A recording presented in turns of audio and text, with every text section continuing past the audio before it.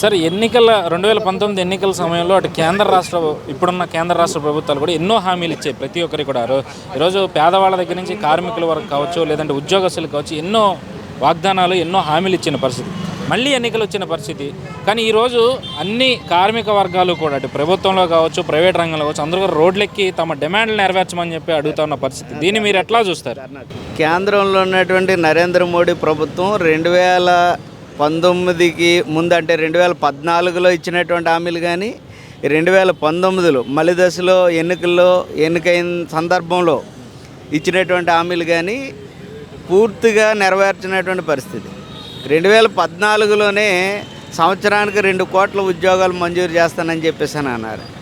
కానీ ఈరోజు దేశవ్యాప్తంగా దాదాపుగా అన్ని డిపార్ట్మెంట్లో కూడా చూసుకుంటే 3 లక్షల ఖాళీలు ఉన్నాయని పార్లమెంట్ సాక్షికి వీళ్ళే ప్రకటించారు. అది రైల్వే కావచ్చు, బిఎస్ఎన్ఎల్ కావచ్చు, మిగిలిన రంగాలు కావచ్చు. కానీ అసంఘటిత రంగంలో ఉన్నటువంటి భవన నిర్మాణ కార్మికులు కావచ్చు, ఆటో కార్మికులు కావచ్చు, వీళ్ళందరికీ కూడా ఉపాధి లేకుండా చాలా ఇబ్బంది పడుతూ ఉంది.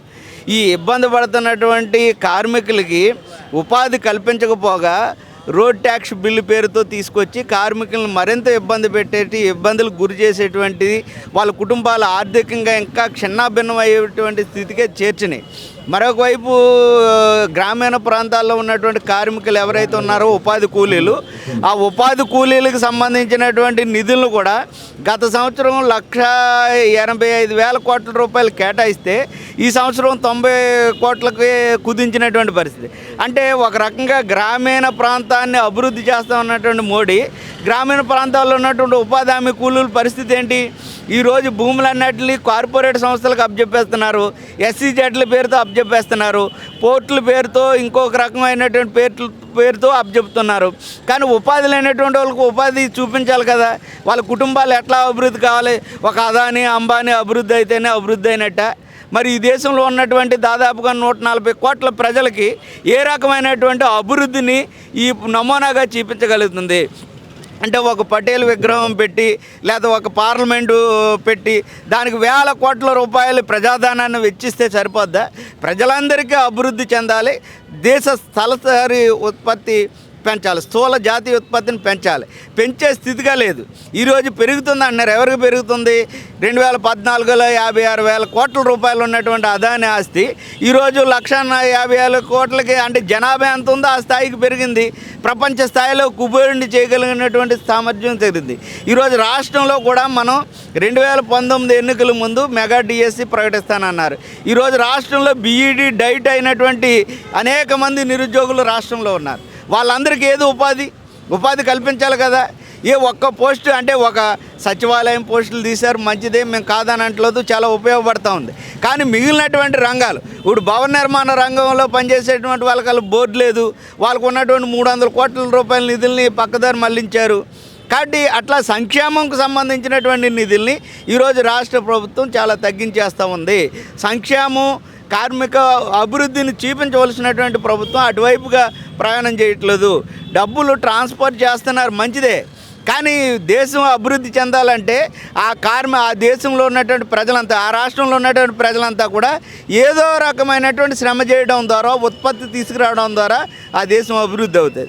ఉత్పత్తి లేకుండా, ఉత్పత్తి రంగాలను సృష్టించకుండా, సంపదను సృష్టించకుండా వచ్చిన సంపదనే పంచిపెట్టడం వల్ల ఉపయోగం లేదనేది మేము ఐఎఫ్టీయూగా చెప్తున్నాం. అందుకనే భారత కార్మిక సంఘాల సమైక్యగా ఈరోజు రాష్ట్ర బోర్డుని ఏర్పాటు చేయండి, ఆటో కార్మికులకి రాష్ట్ర బోర్డుని ఏర్పాటు చేయండి, లేకపోతే వాళ్ళకు ఉన్నటువంటి ఇబ్బందిని పరిష్కరించండి. ఆ దిశగా ప్రయాణం చేస్తే కార్మికులంతా కూడా హర్షిస్తారు. లేకపోతే రాబోయే కాలంలో ఎన్నికల్లో తగిన గుణపాఠాన్ని ఈ కార్మికులే తెలియజేస్తారనేది ఈ సందర్భంగా మీ దృష్టికి తీసుకోవాలి. ఇక్కడ మీరు ఆటో కార్మిక రంగం గురించి మాట్లాడారు. మరి ఈ ప్రభుత్వం ఆటో రంగానికి వాహన మిత్ర అంటూ కూడా ఒక పథకం పెట్టింది. దానివల్ల అలాంటి ఉపయోగం లేదా? మరి ఆటో వాళ్ళకి ఇవ్వద్దని అంటలేదు. వాహన మిత్ర ప్రకారంగా 10,000 ఇస్తున్నారు. అదే సందర్భంలో ఇంతకుముందు 150 రూపాయలు 1000 రూపాయలు కట్టేటువంటి కార్మికుడు ఏదన్నా ఇబ్బంది పడి ఆటోన పట్టుకుంటే 10,000 వేస్తున్నారు, 15,000 వేస్తున్నారు. మరి ఈ 10,000 ఇచ్చినది బాగానే ఉంది, మేము ఇవ్వద్దని అంట్లా. కార్మికుడు అభివృద్ధి మీరు అట్లా ఇవ్వకుండా ఒక బోర్డు పెట్టండి. ఆ ఆటో కార్మికుడు ఏదన్నా అనారోగ్యానికి గురవుతే ఆ కోర్టు ద్వారా ట్రాన్స్పోర్ట్ చేయండి, బాగుంటుంది కదా. అట్లా కాకుండా రోడ్ ట్యాక్స్ పేరుతో, పెనాల్టీ పేరుతో, డ్రైవింగ్ లైసెన్స్ పేరుతో, వివిధ రకాల పేరుతో, డ్రెస్ కోడ్ పేరుతో ఇవన్నీ అమలు చేయాలి.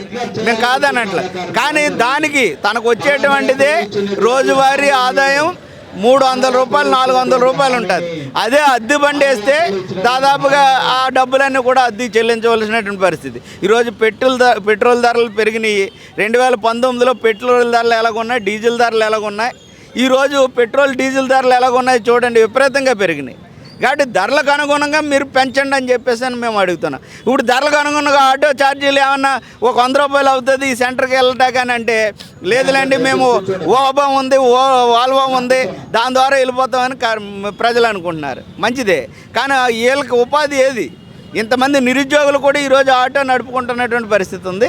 అందుకోసమని ఈ సమస్యలన్నిటిని పరిష్కరించాలని మేము ఐఎఫ్టీయుగా రాష్ట్ర ప్రభుత్వాన్ని, కేంద్ర ప్రభుత్వాన్ని దృష్టికి తీసుకొస్తామన్నాం. అంటే ఎన్నికలకు ముందు చేస్తున్న ఈ నిరసన కార్యక్రమాలన్నింటికి కూడా రాజకీయ రంగు పులుముకుంటా ఉన్న పరిస్థితి. ఈరోజు వెనక వేరే ప్రతిపక్ష పార్టీలను నడిపిస్తున్న అన్నగా అధికార పార్టీ విమర్శలు చేయడం కావచ్చు, లేదంటే పోరాటాలు చేసే వాళ్ళు గొంతు నొక్కి ప్రయత్నం చేస్తూ ఉండడం కావచ్చు. వీటిని ఎట్లా ఇప్పుడు రాజ్యాంగం వెలుగులో అధికారంలోకి వచ్చినటువంటి పాలకవర్గ పార్టీలు పాలకవర్గాలు చేసేటువంటి విధానాలని ప్రజాస్వామ్యబద్ధంగా పౌర హక్కుల వెలుగులో ప్రశ్నిస్తారు. ఒక పథకం తీసుకొచ్చిన దేవుడు పాజిటివ్ నెగిటివ్ అంశాలని విమర్శించడానికి ప్రతిపక్షాలు ఉంటాయి. ఇప్పుడు అవి స్వీకరించండి, ఒకవేళ తప్పు అయితే ఇది సరైనది కాదు, మేము ఇది చేస్తున్నామని ఎక్స్ప్లెయిన్ చేయండి. కానీ నిర్బంధం చేయడం ఎందుకు? ప్రజల వాక్ కదా, రాజ్యాంగం కల్పించింది కదా.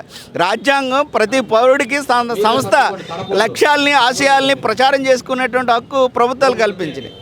కాబట్టి ప్రభుత్వాలు కల్పించినటువంటి దాన్ని పాలకవర్గాలు, ఈ ప్రతిపక్షాలు ఏ ప్రోత్సహిస్తున్నాయి అనేటువంటిది కాదు.